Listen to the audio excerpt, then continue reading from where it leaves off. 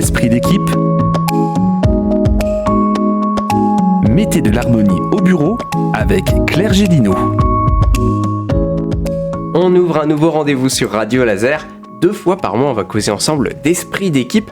Et pour faire les choses bien, Claire Gélineau, coach professionnel spécialisé dans les relations interpersonnelles en entreprise, sera aux commandes de ce rendez-vous. Bonjour Claire et bienvenue. Bonjour Simon, merci de m'accueillir aujourd'hui. Avec plaisir. Alors pour commencer, on va aborder un sujet central pour améliorer notre environnement de travail, le feedback constructif. On va apprendre comment en donner et tout aussi important, on va apprendre comment recevoir de ces feedbacks pour en faire de véritables outils de développement personnel et professionnel. Alors Claire, pour commencer, c'est quoi au juste ce feedback ? Oui, c'est une bonne question.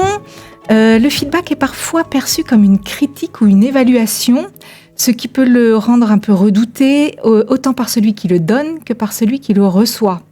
Pourtant, il est essentiel pour le développement des individus et des équipes. Étymologiquement, feedback, ça veut dire nourrir en retour. Il s'agit donc d'alimenter nos interlocuteurs par un retour qu'on leur fait sur une action accomplie, un comportement ou un résultat. Et à quoi ça sert ? Eh bien, un feedback bien formulé permet de clarifier les attentes, d'identifier les axes d'amélioration et surtout de reconnaître les efforts et les réussites. C'est une opportunité de croissance et un bon moyen pour renforcer les compétences et améliorer la communication au sein d'une équipe. Un environnement où le feedback circule librement est généralement plus dynamique, plus innovant et plus résilient. Pour nos auditrices et auditeurs qui souhaiteraient mieux maîtriser cette pratique, comment on peut donner un feedback qui soit vraiment constructif et qui soit vraiment productif ? Alors oui, pour qu'un feedback soit constructif, il repose sur quelques principes fondamentaux. D'abord, il faut le préparer. Il est essentiel de bien réfléchir à ce que vous souhaitez exprimer. Cela veut dire être précis et surtout factuel. Par exemple, si vous remarquez qu'un collaborateur a des retards dans ses livrables, au lieu de lui dire « tu es toujours en retard », il est préférable de dire « j'ai remarqué que les 2 derniers rapports ont été rendus avec une journée de retard, ce qui a décalé notre planning ». Cette précision permet de focaliser la discussion sur des faits et non sur des impressions. Ensuite, il est important de choisir le bon moment et le bon lieu. Donner un feedback en pleine réunion ou dans un couloir bondé n'est pas l'idéal. Il vaut mieux le faire en tête-à-tête, dans un cadre privé, propice à une discussion sereine. Cela montre aussi le respect que vous avez pour la personne.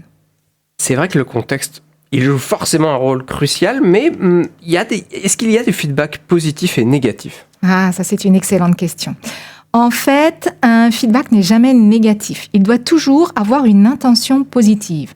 Le but recherché, c'est de faire grandir l'autre, en lui apportant des éléments sur lui, jamais de l'humilier ou de défouler son agacement.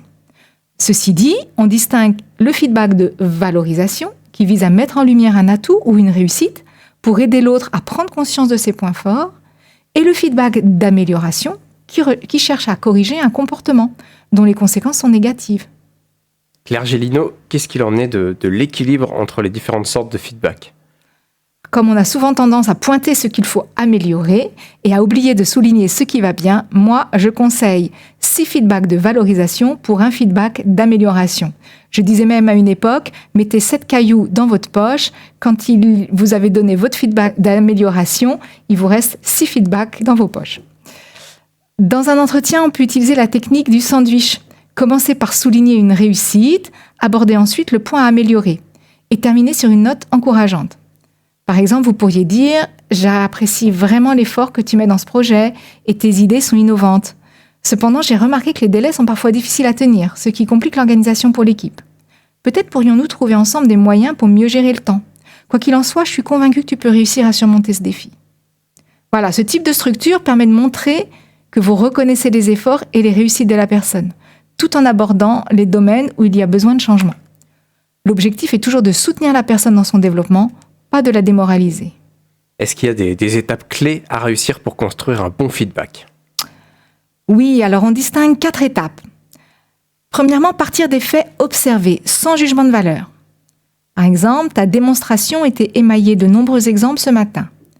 Ou bien, j'ai noté que cela fait 2 fois cette semaine que tu arrives en réunion, alors que celle-ci avait déjà commencé. Ensuite, en 2, préciser l'impact du comportement. Cela a rendu ton propos vivant et a permis à l'assemblée de bien te suivre. Ou bien, cela a interrompu nos échanges et nous a obligés à répéter. Il a été difficile ensuite de capter l'attention du groupe. Troisièmement, vérifiez que la personne accepte votre retour. As-tu conscience de tes qualités de pédagogue?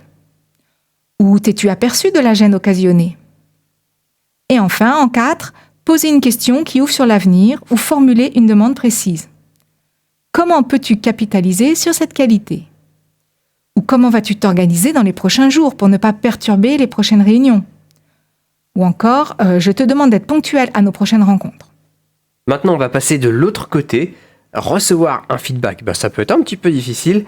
Quels conseils vous donneriez pour bien réagir dans ce genre de situation? Eh bien, recevoir un feedback, surtout quand il pointe des axes d'amélioration, peut effectivement être délicat.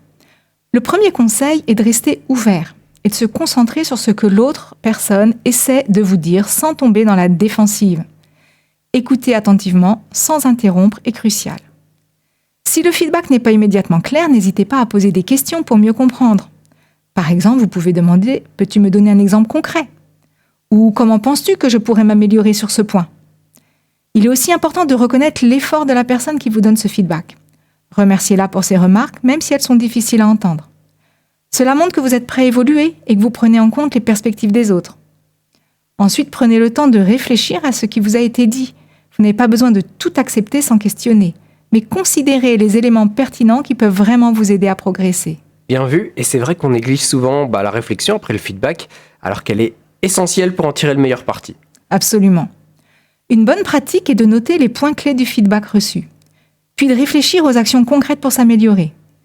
Si vous sentez que vous avez besoin de plus de clarté, n'hésitez pas à revenir à la personne qui vous a donné du feedback, en discuter à nouveau. Cela montre aussi que vous prenez l'initiative et que vous êtes engagé dans votre propre développement. Eh bien Claire, merci pour tous ces conseils précieux. Alors pour résumer, un feedback constructif, c'est un outil puissant pour la croissance, à condition de bien savoir le donner et le recevoir. Exactement. Bien utilisé, toujours avec une visée positive, le feedback renforce les relations de travail et encourage une culture d'amélioration continue, bénéfique à tous. Eh bien, merci encore Claire Gélineau. On vous encourage à mettre en pratique ces conseils dès aujourd'hui dans vos interactions professionnelles et rendez-vous dans 15 jours pour un nouveau numéro d'Esprit d'équipe. De quoi il sera question, Claire? Alors, dans 15 jours, nous parlerons de la communication efficace. Comment parler efficacement pour être entendu? Rendez-vous dans 15 jours et si vous voulez réécouter la chronique d'aujourd'hui, elle vous attend en podcast sur radiolaser.fr. Cherchez évidemment le podcast Esprit d'équipe.